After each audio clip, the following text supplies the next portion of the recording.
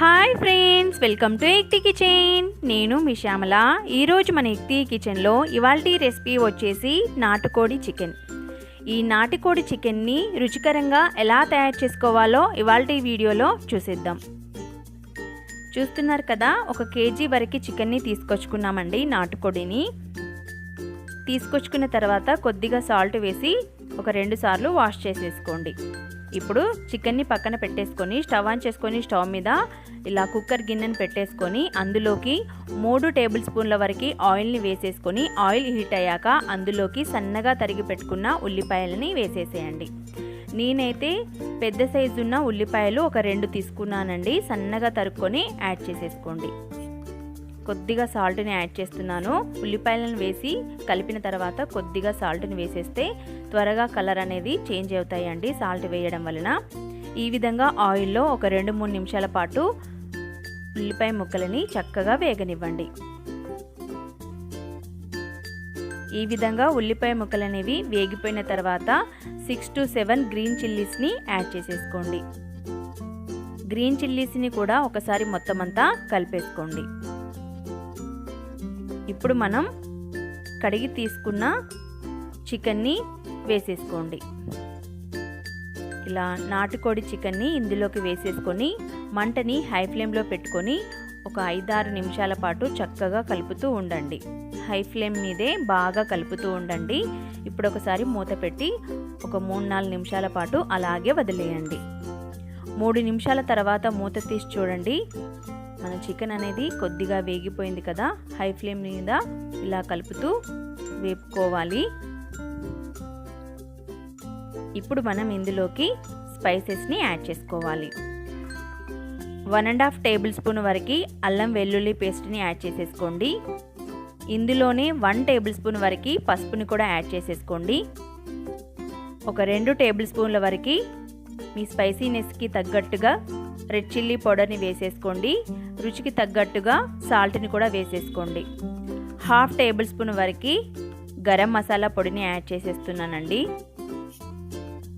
ఇందులోనే 1 table spoon వరకు జీలకర్ర పొడిని కూడా వేసేసుకోండి. ఇప్పుడు ఒకసారి మొత్తం అంతా కలిసేలాగా బాగా కలిపేసుకోండి.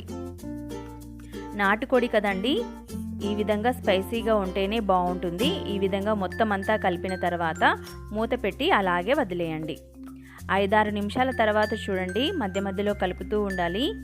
ఈ విధంగా మనం వేసిన స్పైసెస్ అనేవి చికెన్కి బాగా పట్టాయి కదా. ఒకసారి మొత్తం అంతా కలిపేసుకోండి. ఇలా హై ఫ్లేమ్ మీదే చక్కగా స్పైసెస్ అనేవి చికెన్కి పట్టించాలండి. ఇప్పుడు మనం మరొకసారి మూత పెట్టి మరొక 5 నిమిషాల పాటు అలాగే వదిలేయండి. 5 నిమిషాల తర్వాత చూడండి, పూర్తిగా చికెన్కి ఉప్పు కారం అనేది చక్కగా పట్టింది కదా. ఇప్పుడు ఒకసారి మొత్తం అంతా కలిపేసుకోండి. ఇప్పుడు మనం ఇందులోకి వాటర్ని యాడ్ చేసుకుందాం. ఒక 2 గ్లాసుల వరకు వాటర్ని వేసేస్తున్నానండి. వాటర్ని యాడ్ చేసిన తర్వాత ఒకసారి మొత్తం అంతా కలుపుకోండి. నాటుకోడి కదండి, మటన్ లాగే ఉంటుంది కదా, సో విజిల్స్ పెట్టి ఉడికించాలి కంపల్సరీగా. ఈ విధంగా మొత్తం అంతా కలుపుకున్న తర్వాత ఇప్పుడు మనం దీనిపైన మూతను పెట్టుకొని ఒక 4-5 విజిల్స్ వచ్చేంత వరకు ఉడికించుకోవాలి. ఇలా కుక్కర్ మూతను పెట్టేసుకొని దీనిపైన విజిల్ పెట్టేసి ఒక 4-5 విజిల్స్ వచ్చేంత వరకు అలాగే వదిలేయండి. ఇక్కడ చూపిస్తున్నాను చూడండి, విజిల్స్ అనేది వస్తున్నాయి. 5 విజిల్స్ వచ్చాక ప్రెషర్ అంతా తీసేసుకొని ఇప్పుడు కుక్కర్ మూతని ఒకసారి ఓపెన్ చేసేయండి. చూడండి, చక్కగా మన నాటుకోడి చికెన్ అనేది ఉడికిపోయింది, చూస్తున్నారా. ఇప్పుడు స్టవ్ ఆఫ్ చేసేసుకున్నాం కదా. మరొకసారి స్టవ్ ఆన్ చేసేసుకొని ఇప్పుడు ఇందులోకి ఒక 2 టేబుల్ స్పూన్ల వరకు ధనియా పౌడర్ని వేసేసుకోండి. మీ దగ్గర ఉంటే కొత్తిమీరని కూడా జల్లుకోండి. నా దగ్గర లేదు, సో ఒక 1 టేబుల్ స్పూన్ వరకు పుదీనాని వేసేసాను. ఇప్పుడు ఒకసారి మొత్తం అంతా కలిపేసుకోండి. ధనియా పౌడర్ని యాడ్ చేసాం కదా. ఒక 5 నిమిషాల పాటు అలాగే ఉడికించుకొని స్టవ్ ఆఫ్ చేసేసుకుంటే మన నాటుకోడి చికెన్ అనేది రెడీ. చూసారు కదండి ఇవాల్టి రెసిపీ. టేస్టీగా స్పైసీగా నాటుకోడి చికెన్ అనేది రెడీ అయిపోయింది. ఇంకెందుకు ఆలస్యం, మీరు కూడా ఒకసారి ట్రై చేసి మీకు ఎలా కుదిరిందో కామెంట్ సెక్షన్లో కామెంట్ చేయండి.